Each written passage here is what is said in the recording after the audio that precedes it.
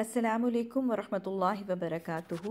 میری بہنوں، سوال ایک یہ آیا ہے کہ میری بچی اسکول میں پڑھتی ہے اور اس کے ساتھ اسکول میں کچھ کرسچن بچیاں بھی ہیں جو بسا اوقات اپنا کچھ لنچ، چپس اور اس قسم کی چھوٹی موٹی چیزیں میری بچی کے ساتھ شیئر کرتی ہیں، آفر کرتی ہیں، جن کو وہ کھا لیتی ہے۔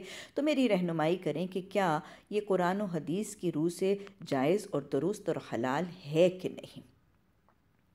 اللہ سبحانہ تعالیٰ نے ہمیں قرآن میں ایک واضح طریقہ بتایا کسی بھی بات کا فیصلہ کرنے سے پہلے۔ اللہ فرماتے ہیں قُلْ هَاتُوا بُرْهَانَكُمْ إِن كُنتُمْ صَادِقِينَ، کہ دیکھو اپنی بات کے جواب میں دلیل لاؤ اگر تم سچے ہو۔ تو گویا اس سوال کے جواب کے لیے دلیل سورہ مائدہ کی آیت نمبر 5 ہے۔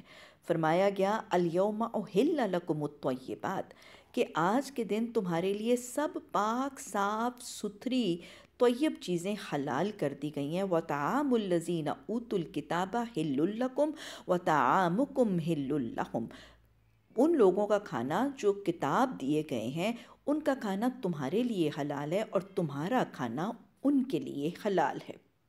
تو گویا اس آیت سے، سورہ مائدہ کی آیت نمبر 5 کی روح سے اللہ سبحانہ تعالیٰ نے مسلمانوں کے لیے، امت رسول صلی اللہ علیہ وسلم کے افراد کے لیے اہل کتاب یعنی یہود اور نصارہ کا کھانا حلال کر دیا گیا ہے، بشرطے کہ ان کے دسترخوان پر ہمارے حرام کردہ چیزوں اور غیر طیب چیزوں میں سے کوئی چیز موجود نہ ہو۔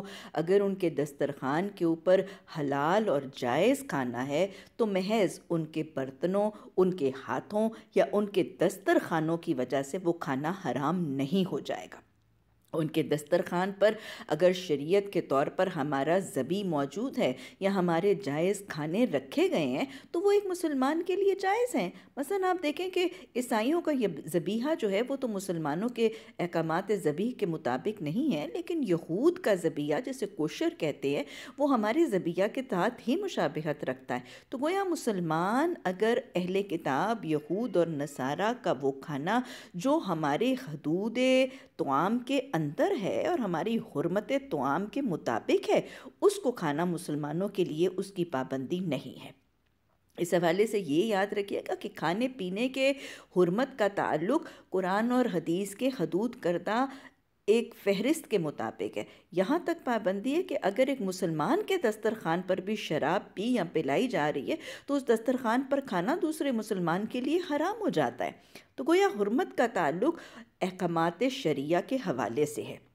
بسا اوقات کچھ لوگ اس حوالے سے بھی کہتے ہیں کہ یہ جو حکم دیا گیا ہے کتابی لوگوں کا کھانا کھانا یا ایک مسلمان مرد کا کتابی عورت کے ساتھ نکاح کرنے کا، یہ نبی صلی اللہ علیہ وسلم کے دور کے یہود اور نصارہ کے لیے تھا، یہ آج کے دور کے یہود اور نصارہ کے لیے نہیں ہے۔ حالانکہ معاملہ ایسا نہیں ہے، کیونکہ اول بات تو آپ سبھی جانتے ہیں کہ قرآن کے احکامات ابدی ہیں، حتمی ہیں اور قیامت تک کے لیے ہیں، صرف اس دور کے لوگوں کے لیے نہیں تھے۔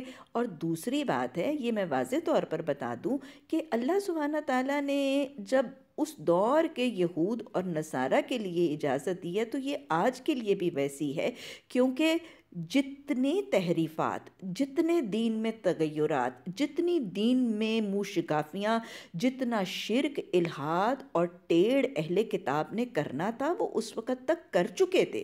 وہ سب شرک ان کے دین کے عقائد کے اندر رونما ہو چکا تھا۔ اس وقت بھی عزیر ابن اللہ، اس وقت بھی عیسیٰ ابن اللہ کا تصور شرک ان کے اندر اسی طرح رائج تھا جیسے آج رائج ہے۔ تو ان تمام الحاد، ٹیڑھ اور منہ شگافیوں اور دین اور عقائد کی خرابی اور بگاڑ اور شرک کے باوجود بھی اگر اس مدنی دور میں ان کے کھانے کو مسلمانوں کے لیے حلال اور جائز قرار دیا گیا تھا تو آج بھی وہ حکم قیامت تک کے لیے وہ حکم پرسسٹ کرے گا، بشرطے کہ ان کے دسترخوان کے اوپر حلال رزق موجود ہو۔ اللہ سبحانہ تعالیٰ ہمیں اپنے دین، ایمان، عقائد کی حفاظت کرنے اور اللہ ہمیں اپنے اولادوں کے دین اور ایمان کی حفاظت کرنے اور قرآن اور حدیث سے صحیح رہنمائی پانے کی توفیق عطا فرمائے۔